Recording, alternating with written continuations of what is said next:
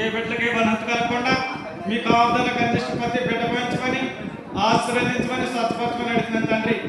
అలాగే ప్రభా ఇదిగో తండ్రి సంఘానికి వచ్చిన ప్రతి ఎవరి బిడ్డలు ఎవరి ఆస్తురాలు కూడా మీరు ఎంతగానో జ్ఞాపకం చేసుకున్నందుకు దేవతి దేవునికి వేలాది స్థుతులు స్తోత్రాలు చెల్లించుకున్నాను నా తండ్రి.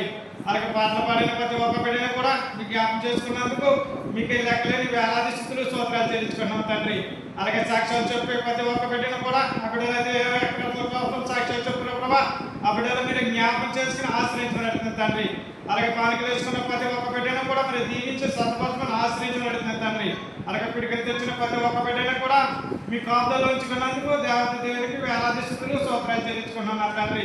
అలాగే ప్రభా మా సంఘ బిడ్డలు చాలా మంది బిడ్డలు విదేశాల్లో పనిచేస్తూ ఉండగా ఆ బిడ్డలకు మీరు తోడుగా కాసి మీ కాపుదలకు అందిస్తూ ప్రతి బిడ్డ పెంచినందుకు మీకు లెక్కలేని వేలాది స్థుతులు స్తోత్రాలు చెల్లించుకున్నాను నా తండ్రి.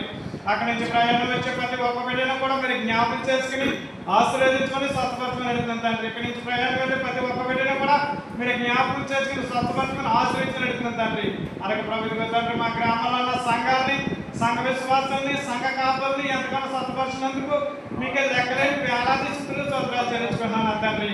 అలాగే వాహనాలతో ప్రతి ఒక్క బిడ్డను కూడా మీరు జ్ఞాపకం చేసుకుని ఆశీర్వదించమని స్వస్థపరచుకొని అడుగుతున్నాను తండ్రి. అలాగే తండ్రి ప్రభా అర్చించే ప్రతి ఒక్క బిడ్డను కూడా మీరు జ్ఞాపకం చేసుకోమని స్వస్థపరచుకొని ఆశ్రయించని అడుగుతున్నాను తండ్రి.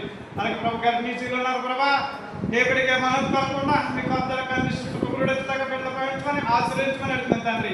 అలాగే గర్భాల కోసం చూస్తున్న బిడ్డకి గర్భాలను కలగజేయమని అలాగే వాళ్ళ కోసం